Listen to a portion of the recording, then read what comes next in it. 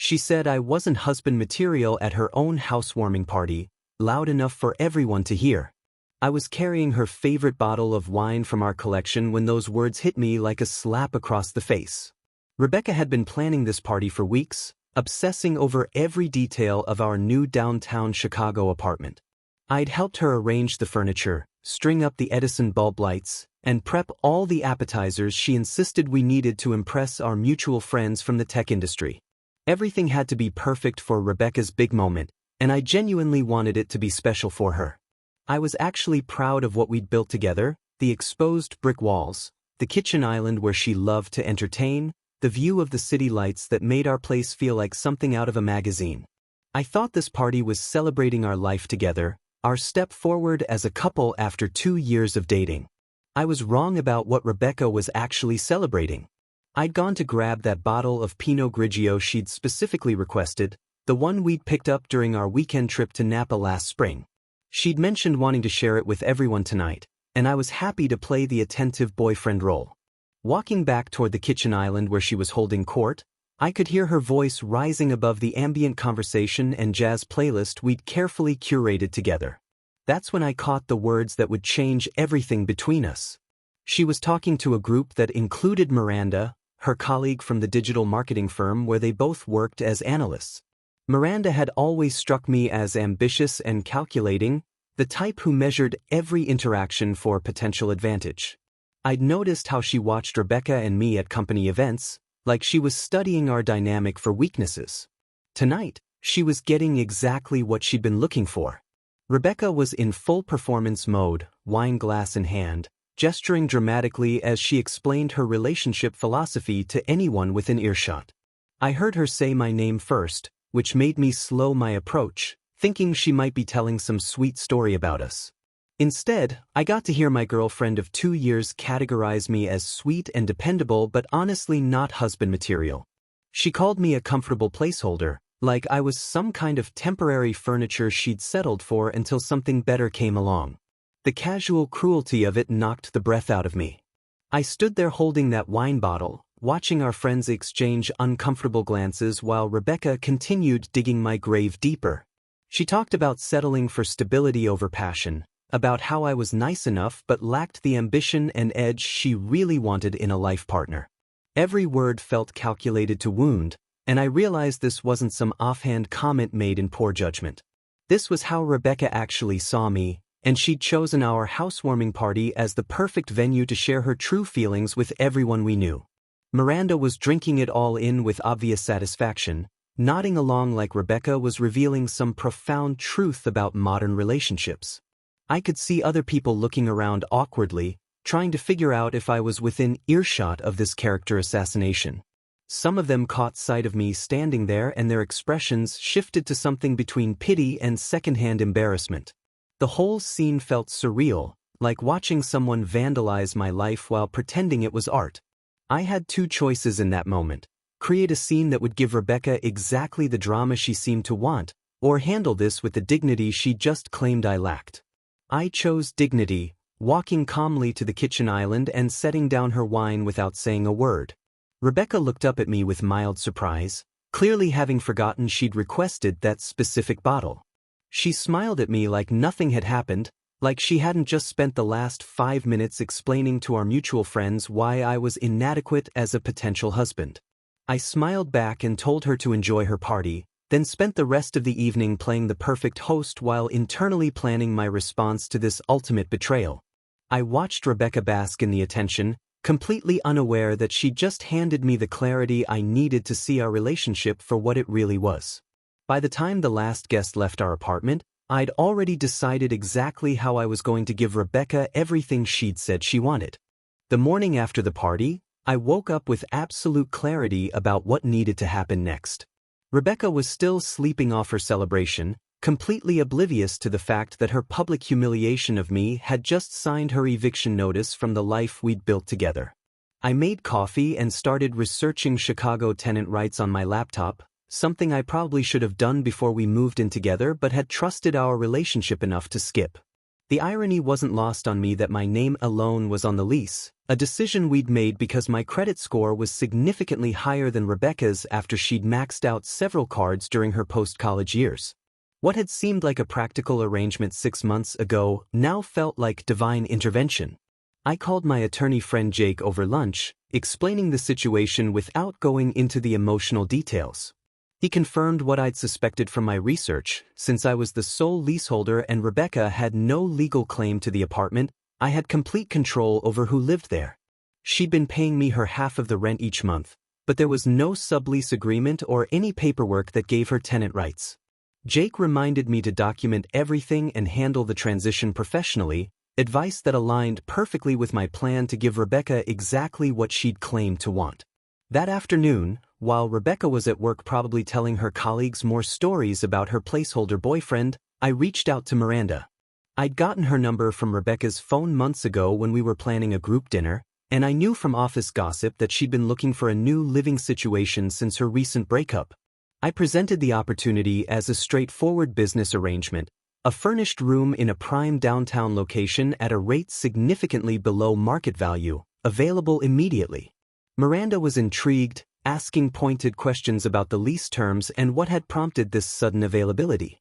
I explained that Rebecca and I had decided to pursue separate living arrangements to give each other space for personal growth, and that I was looking for a responsible professional to take over her portion of the rent. The beauty of this arrangement wasn't just the practical benefits, though those were substantial. Miranda worked directly with Rebecca in their digital marketing firm's analytics department, where they'd been engaged in subtle professional competition since Miranda started 8 months ago. Rebecca had complained endlessly about Miranda's ambition and what she called her calculated networking style, never realizing that those same qualities made her exactly the type of person I wanted as an ally in this situation. During our phone conversation, Miranda mentioned that she'd been impressed by the apartment when she'd visited for the party, particularly the kitchen setup and downtown location that would cut her commute in half. She also made a few observations about Rebecca's party comments that let me know she'd been paying attention to more than just the real estate. Miranda was smart enough to see the strategic implications of this arrangement without me having to spell them out explicitly. We scheduled a viewing for the following evening, when Rebecca would be at her weekly yoga class. I spent the day documenting Rebecca's financial contributions to our household, calculating exactly what she owed for utilities and shared expenses through the end of the month. My accountant brain automatically organized everything into spreadsheets, creating a clear paper trail of our separation that would protect me from any future drama. The apartment had never looked better than it did when Miranda arrived for the viewing. I'd cleaned everything thoroughly and arranged the space to showcase its best features, the same way Rebecca had for the party but with different intentions. Miranda walked through each room methodically, asking practical questions about storage, internet speed, and building amenities. She understood immediately that this was a business transaction that happened to come with entertaining side benefits. When she asked about the timeline for move-in, I explained that Rebecca would be transitioning out within the next 2 weeks, and that I was looking for someone who could commit to at least a 6-month arrangement. Miranda accepted on the spot, offering to pay the security deposit and first month's rent immediately. We shook hands on the deal, and I felt the first real satisfaction I'd experienced since overhearing Rebecca's party declaration. I was about to give Rebecca exactly what she'd said she wanted: freedom from our comfortable but apparently passionless relationship. The fact that her professional rival would be taking her place in our beautiful downtown apartment was just a bonus that made the whole arrangement more interesting. Rebecca still had no idea what was coming, but she was about to learn that publicly humiliating someone has consequences she'd never considered. The conversation happened 3 days later, over coffee in our kitchen on a Saturday morning that felt like any other weekend in our relationship. Rebecca was scrolling through her phone, probably checking the engagement metrics on her party photos, when I sat down across from her with the calm demeanor I'd been practicing since Miranda signed our roommate agreement. I told Rebecca that I'd been doing some serious thinking about her party comments, and that I'd realized she was absolutely right about our relationship dynamic. I explained that I wanted to give her exactly what she'd said she needed: freedom from settling for someone who wasn't husband material, space to find the passion and ambition she clearly craved in a partner. Rebecca looked up from her phone with surprise, clearly not expecting this mature and supportive response to what she probably assumed I hadn't even heard. I continued explaining how I decided to move out of our romantic arrangement to give her room for personal growth, mentioning casually that I'd already found someone to take over her portion of the rent since she'd need independence to pursue her real goals. The way Rebecca's face shifted from surprise to confusion to something approaching alarm was absolutely fascinating to watch. She asked who would be taking over her room, and I told her it was Miranda from her office, someone professional and responsible who'd be able to commit to the lease terms immediately. I presented this as a practical solution that would give Rebecca the freedom she'd described wanting while ensuring I could maintain the apartment I'd worked hard to afford. Rebecca initially tried to frame this as validation of her party comments, talking about how glad she was that I was finally listening to her needs and supporting her journey toward finding someone more compatible. She even posted something on social media about choosing herself and refusing to settle for comfortable mediocrity, completely missing the strategic implications of what I'd just orchestrated. For about 24 hours, Rebecca seemed genuinely excited about this development, treating it like she'd successfully trained me to understand my own inadequacy as a partner. She started making plans to stay with friends while she looked for a new place, talking enthusiastically about the freedom to explore her options without being tied down to our safe but uninspiring relationship. She seemed to think she'd won some kind of victory by getting me to acknowledge that I wasn't good enough for her long-term happiness. The reality started sinking in when she realized the practical implications of moving out on short notice. Rebecca had been living beyond her means since college, and despite her decent salary at the marketing firm, she'd never built up the savings necessary for security deposits and first month's rent on a place comparable to what we'd shared. She started researching apartments in her price range and discovered that anything decent in the city was either way above her budget or required roommates she didn't know. Meanwhile, Miranda would be moving into the beautiful downtown space Rebecca had helped design and decorate, paying below-market rent for the privilege. When Rebecca asked if there might be room for negotiation on the timeline, I reminded her gently that she'd made it clear our arrangement was holding her back from finding what she really wanted. I told her I was just trying to be supportive of her growth by not making her feel obligated to stay in a situation she'd described as settling.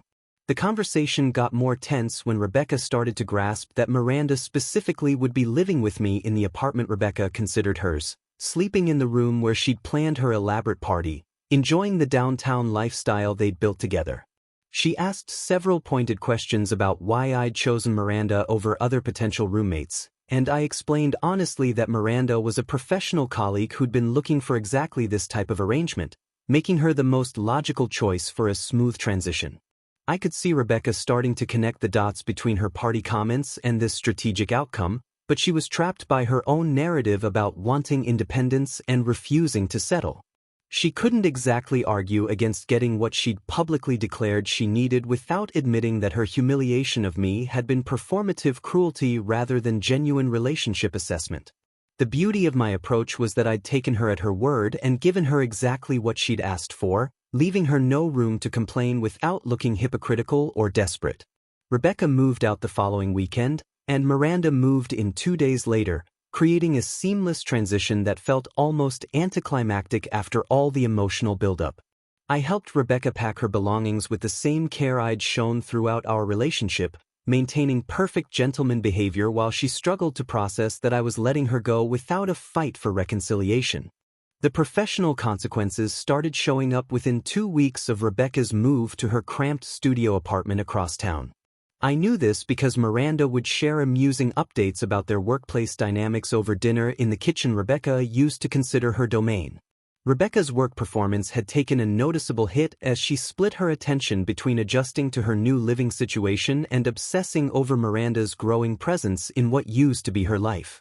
Miranda described how Rebecca would zone out during client presentations, constantly checking her phone for social media updates that might reveal details about our new roommate arrangement. The distraction was obvious enough that their supervisor had started assigning more critical projects to Miranda, who demonstrated the focus and reliability that Rebecca was suddenly lacking. Meanwhile, Miranda was thriving in ways that made the contrast even more stark. She'd quickly settled into the apartment routine, contributing thoughtfully to household management and suggesting improvements that actually enhanced our living space. Miranda had a talent for cooking that Rebecca had never developed, turning our kitchen into a place where we actually wanted to spend time rather than just a backdrop for Instagram photos. She organized wine tastings with interesting bottles she'd research and purchase, hosted small dinner parties for colleagues who were impressed by our downtown setup, and generally treated our shared space like a home rather than a stage set for lifestyle content.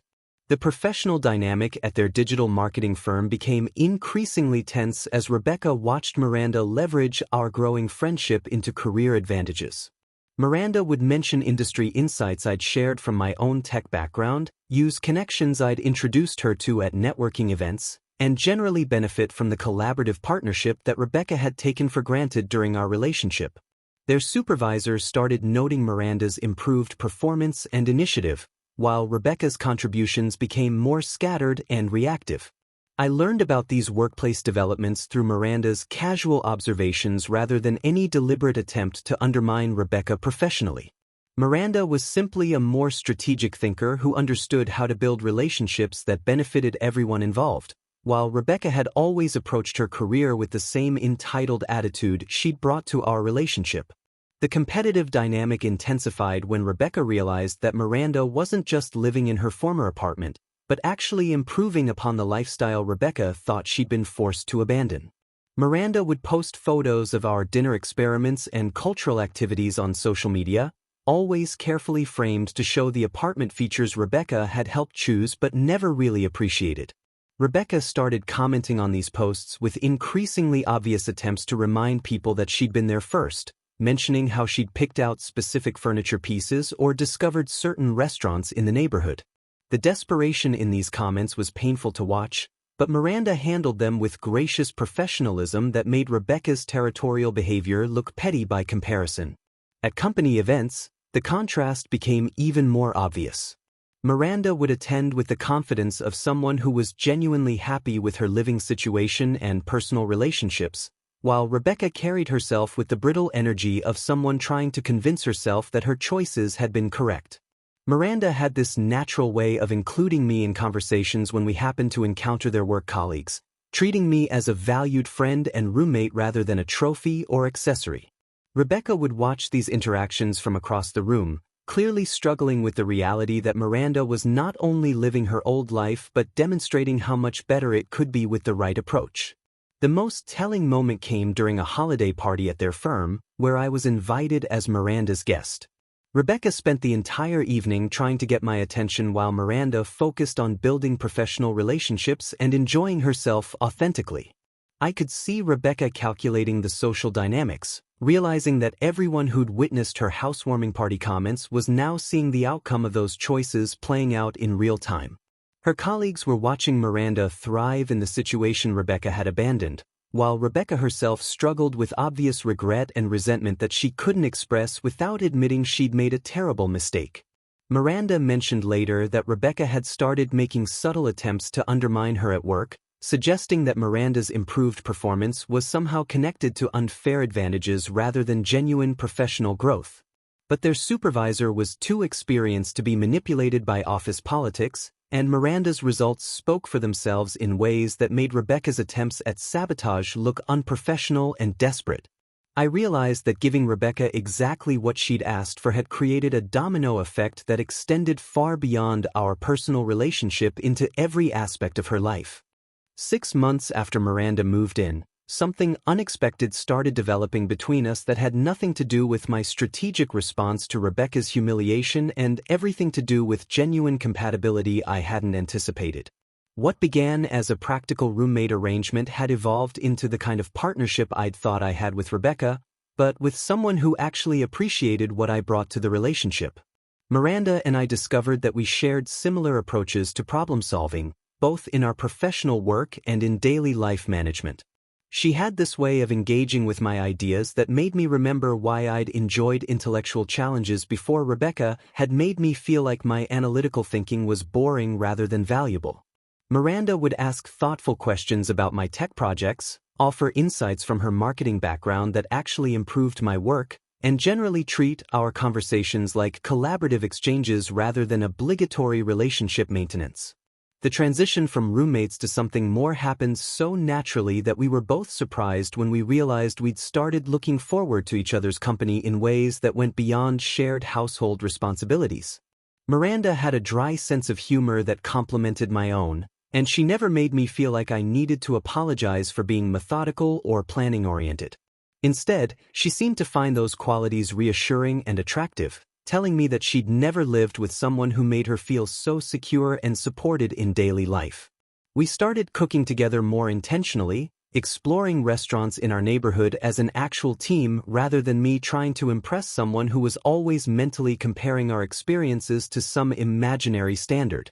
Miranda appreciated the effort I put into researching new places and planning interesting evenings, treating my attention to detail as thoughtfulness rather than the desperate overcompensation Rebecca had always implied it was. The physical attraction developed alongside our emotional connection, but it felt completely different from the performance-based dynamic I'd had with Rebecca. Miranda never made me feel like I was auditioning for her approval or competing with some fantasy version of what she thought she deserved. Instead, she seemed genuinely excited about building something real with someone who shared her values around loyalty, honesty, and mutual respect. When Rebecca found out about our relationship transition, the reaction was everything I'd hoped it would be and more. She'd been monitoring our social media activity obsessively, and the shift from platonic roommate posts to obviously romantic content sent her into a spiral of regret and desperate damage control attempts. Rebecca started showing up at places where she knew we might be, always with some transparent excuse about coincidentally being in the neighborhood or needing to discuss apartment logistics that had been resolved months earlier. She'd inserted herself into conversations with mutual friends, fishing for information about our relationship status and trying to plant seeds of doubt about Miranda's motives. The most pathetic incident happened when Rebecca appeared at our apartment door on a Saturday morning with croissants and coffee, claiming she'd been in the area and thought we might want breakfast. Miranda handled the situation with perfect grace, inviting Rebecca in and treating her like any other casual acquaintance while making it clear through body language and casual touches that she and I were very much together. Rebecca spent 20 minutes trying to find some angle for conversation that might create tension or reveal cracks in our relationship, but Miranda refused to engage with the obvious manipulation attempts. Instead, she asked Rebecca polite questions about her new apartment and work projects, maintaining friendly professionalism while I watched Rebecca realize that her worst-case scenario was unfolding exactly as she'd feared. The woman she'd always considered inferior wasn't just living her old life, but had actually upgraded it in ways Rebecca was forced to acknowledge. Miranda had transformed our apartment into a more welcoming and functional space, had built stronger professional relationships at their shared workplace, and was clearly in a healthier and more balanced romantic partnership than Rebecca had ever experienced with me. The irony was devastating for Rebecca to witness, but she was trapped by her own narrative about needing someone more ambitious and passionate than her placeholder boyfriend. She couldn't exactly argue that I was husband material now without admitting that her party declaration had been cruel nonsense designed to make herself feel superior. During that uncomfortable apartment visit, I watched Rebecca study the life she'd abandoned and realized that every improvement Miranda had made was possible because Miranda approached relationships as collaborative partnerships rather than competitive additions. Rebecca had spent 2 years trying to change me into someone different, while Miranda appreciated exactly who I was and worked with my strengths rather than against them. The contrast was impossible for Rebecca to ignore, and I could see her struggling with the recognition that she'd thrown away something valuable for reasons that now seemed completely superficial and self-defeating. 18 months after Rebecca's party declaration, I proposed to Miranda during their company's annual retreat at a resort outside Chicago, creating the maximum possible professional and personal impact for Rebecca, who was forced to witness the culmination of her own strategic miscalculation. I'd planned the proposal carefully, choosing a moment during the cocktail reception when most of their colleagues would be present to witness Miranda's genuine surprise and joy. The engagement ring was everything Rebecca would have expected from someone she'd claimed wasn't husband material, a classic solitaire with excellent clarity and cut, purchased after months of research into Miranda's preferences and style. When Miranda said yes with tears of happiness, the applause from their co-workers filled the conference room while Rebecca stood frozen at the bar, watching her replacement become everything she'd convinced herself I could never provide. The timing wasn't accidental, though it wasn't purely vindictive either. Miranda and I had been discussing marriage seriously for months, and the company retreat simply offered the perfect opportunity to celebrate our engagement with the professional community that had witnessed both my relationship with Rebecca and the transition to my partnership with Miranda. Many of their colleagues remembered Rebecca's housewarming party comments and could appreciate the poetic justice of seeing me commit to someone who valued what Rebecca had publicly dismissed. The engagement announcement spread through their industry network within hours, amplified by social media posts from colleagues who'd attended the retreat and witnessed the proposal firsthand. Miranda's genuine happiness was obvious in every photo, and the supportive comments from their professional contacts created a narrative about finding real love with someone who appreciates your worth. Meanwhile, Rebecca's isolation at the retreat became painfully apparent as she watched former mutual friends celebrate an engagement that represented everything she'd claimed she wanted but had been too blind to recognize when she had it. Miranda's career trajectory accelerated dramatically after our engagement, not because of any special favoritism but because she was able to leverage our stable partnership into the kind of professional confidence and risk-taking that leads to advancement. She started proposing more ambitious client strategies, volunteering for leadership roles in major campaigns, and generally demonstrating the kind of initiative that gets noticed by senior management. Our relationship gave her the emotional foundation to take professional chances, while Rebecca's ongoing personal drama continued to drain energy from her work performance.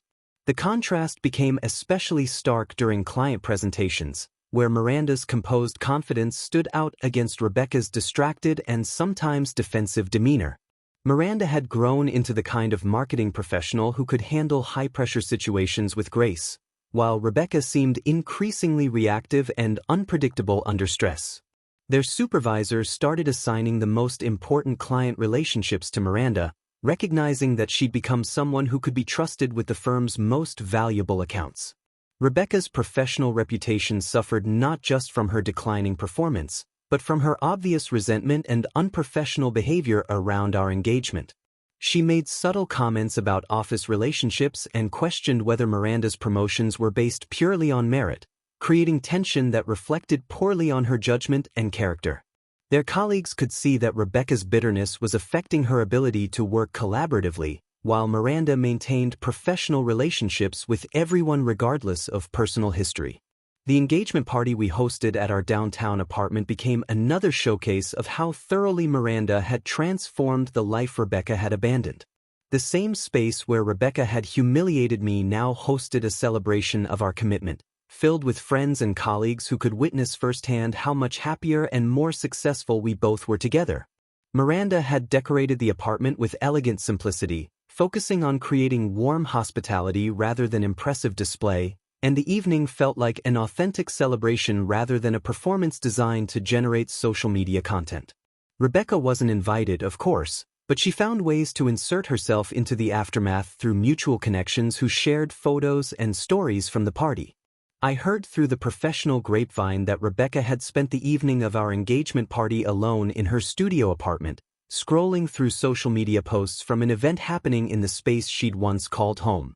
The psychological impact of seeing Miranda surrounded by support and celebration while occupying Rebecca's former life had to be devastating for someone who'd built her self-worth around the idea that she was settling for less than she deserved.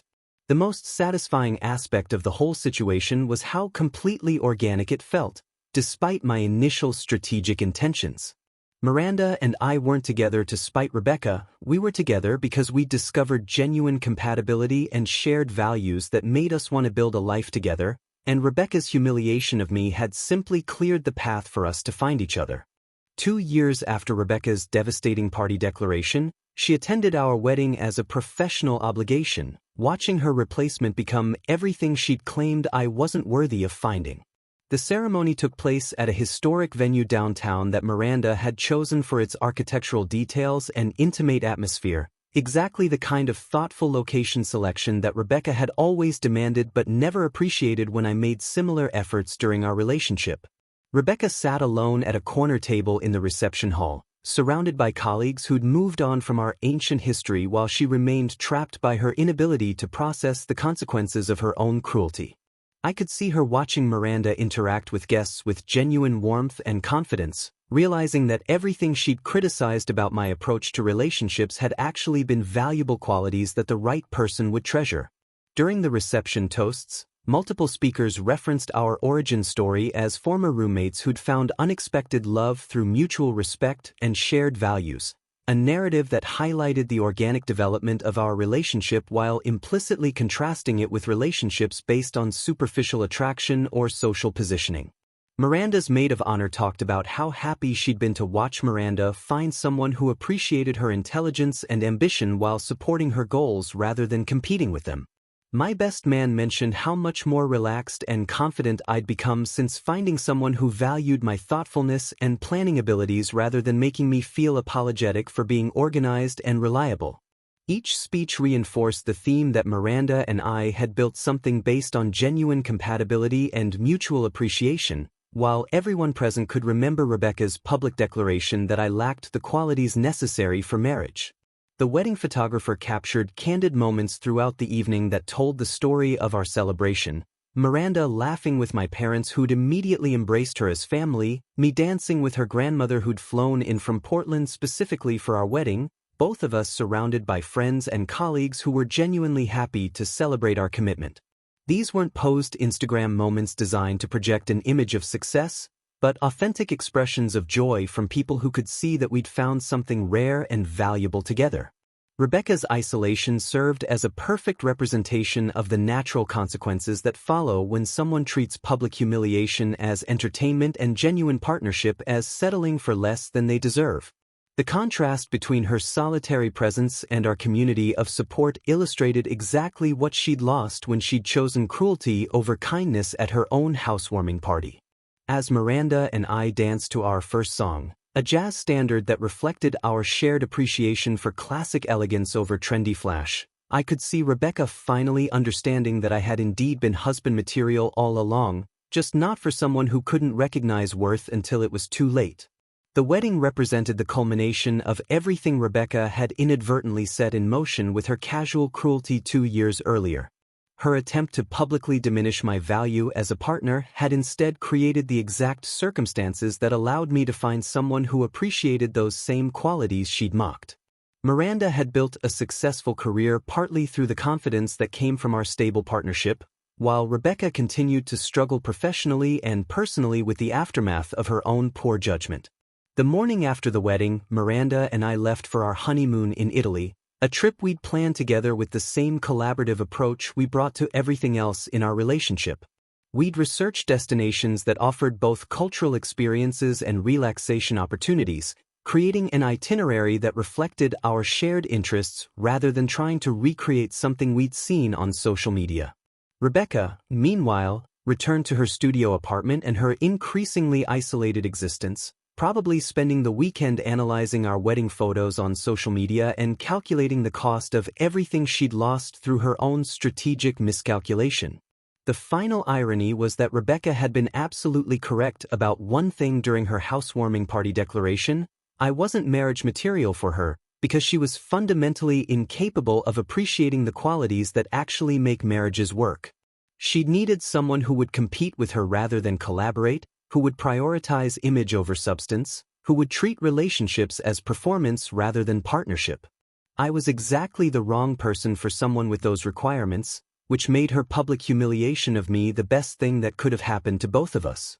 She got the freedom to pursue whatever she thought she actually wanted, while I got the opportunity to find someone who wanted exactly what I had to offer.